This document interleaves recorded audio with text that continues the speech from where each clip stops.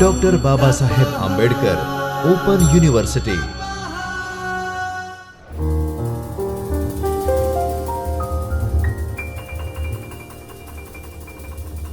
Namaste everyone. I, Dr. Janma Vasavda from Dr. Baba Saheb Ambedkar Open University, English Department, Jyotirmay Parisar, Chaitanya Studio would like to welcome you all. We are currently in the third episode of the series which we have created for theatre or drama. The title of the series states as The Study of Drama, Form, History and Evolution. We have so far seen how drama emerged, how it was popular in Greece, Athens, and the first theater that they had, the influence of Greek theater in other languages, and then clergy thought of need of time just for the sake of preaching to English people.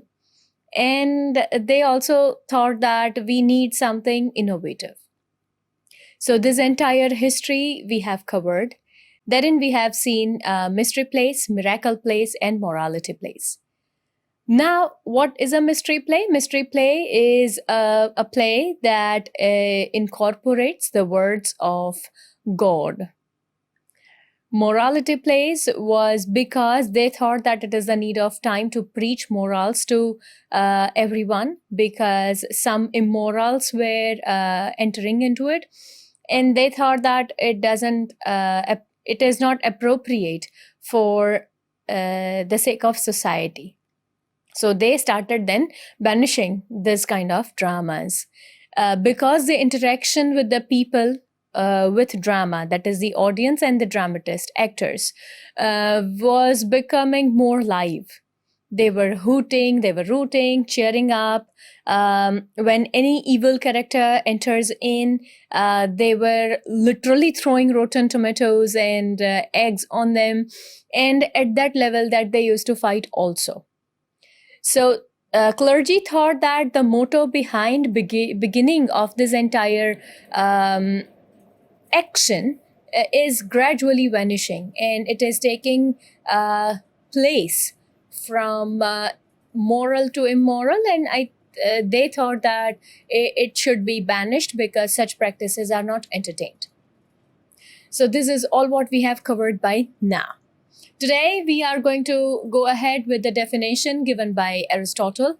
I am going to discuss some definitions by different dramatists and 6 distinctions or characteristics of tragedy that is also equally applicable for drama also. So let us see. According to Aristotle, in his Poetics, the first systematic treatise of Western dramatology talks about 6 different parts of tragedy, which are applicable to drama in general. Now, tragedy. What is a tragedy? What makes a drama tragedy? And why Aristotle considers tragedy the purest form of drama is a matter of discussion, but we'll be taking care of it afterwards. Today, we are going to see plot, character, thought, diction, music, and spectacle. Now, when we see or when we say that we are going to watch a drama, drama is not only some dialogues, or it is not only some actions, it is not only the surrounding or some music. No. Then what makes a drama? Drama is actually a collective of many combinations or complementive elements. Each characteristic has huge part to play. They are not interchangeable. Because if you are changing from setting to plot, so what is a plot, what is a setting, that we'll be discussing afterwards, now, within a short while. But when we say that we are going to change some settings in the plot, we can understand. But if we say that only setting is there as the plot, you will not like it. It is similar to how we review any movie. Yes, when somebody asks you that a recent movie, released movie that you have watched, how is it? And you say, story is so and so, this is had this is that. And then the review that you are giving is either of direction, either of story, either of plot in general. There were TV serials also which were really effective just because of their dialogues. There were some soap operas which were famous for their plot. So we need to understand which one is what and how can you find it in a drama. Any ideal drama which is really famous or liked by a lot of people, or which is considered as really a good example of drama, will have all these. And that is why Aristotle says that these 6 are really integral part of tragedy as well as drama.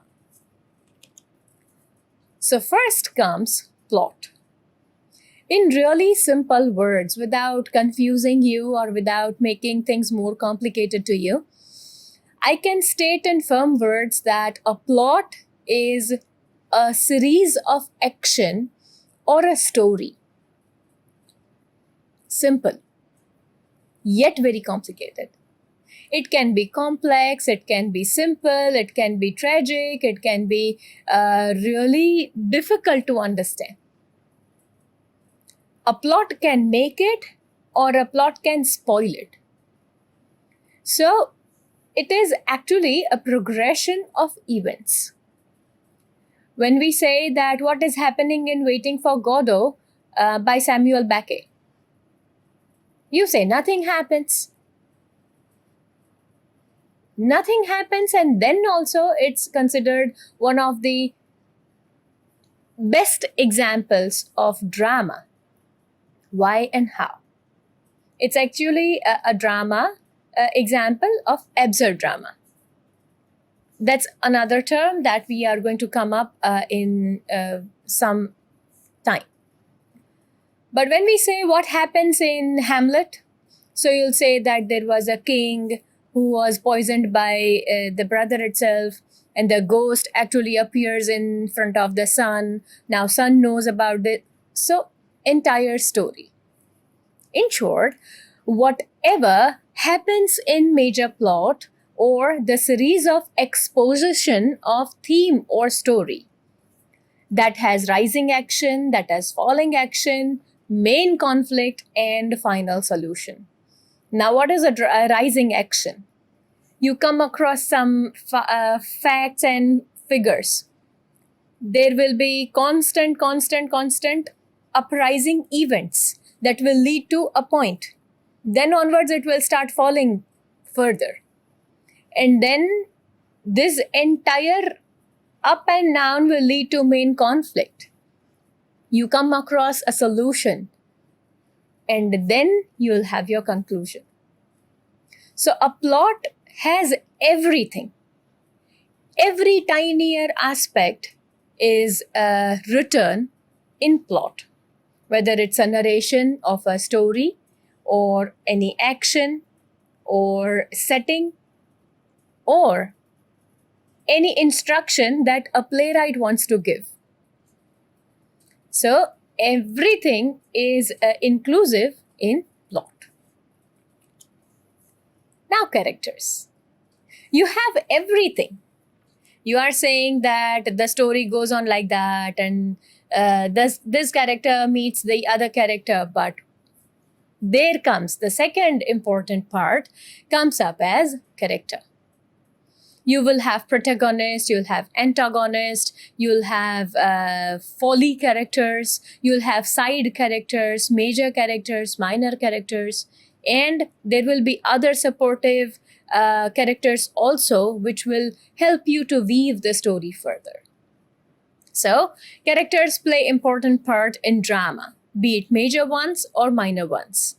They build the story and will be integral part of the play as the character and their chosen action will be processed or proceed the plot further.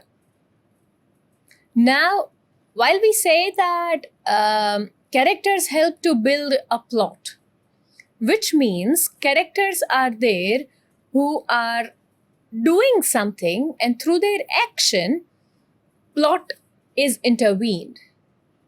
At that point, plot goes ahead.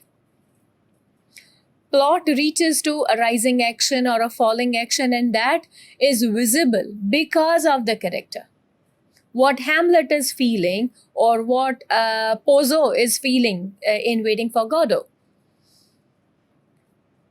is actually how Estragon is behaving, right? They are just waiting. What are we doing? We are waiting for Godot, or to be or not to be. So the state of mind. So who is facing this? So Prince Hamlet. Then there is one more dialogue, famous dialogue or soliloquy by Lady Macbeth. After killing King Duncan, she says that thousands of perfumes of Arabia cannot sweeten the smell of blood that is coming through my hands. So these are the powerful characters that are coming in front of us. And the characters are really powerful, made up because of the action that they are taking place in or the dialogues that they are uttering. Right? So words kept in characters' mouth by the author shows the thought and intention behind it. Now, if a character is behaving in a certain way, so a playwright is expecting a character to behave in that way. And that is why character plays crucial part. A playwright is creating multiple characters, different temperament, different mood, different idea, different ideology. And then also, the characters shine out. Some characters are not really given importance. Some characters are bright, very much in your focus. Why and how? Because the playwright wants the character to be like that. Right? So, the character. Now, thought. Thought is an important characteristic of drama because it is the reason behind the character's action. Why a character is acting out like this? Why they are waiting in Waiting for the Godot? What are they doing? They are waiting. Why? They do not know. It's a connotative meaning, but they yet do not know, right?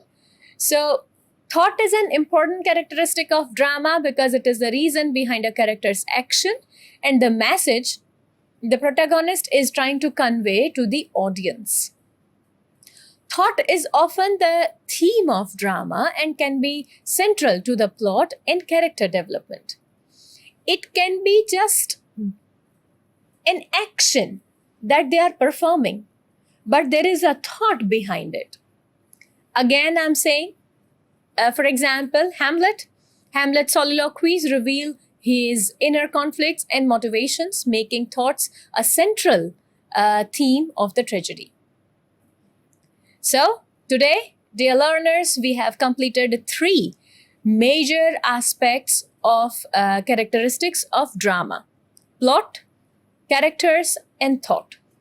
In next class, we will be completing remaining 3 along with some other examples and some other explanation. Till then, happy learning. Have a nice time.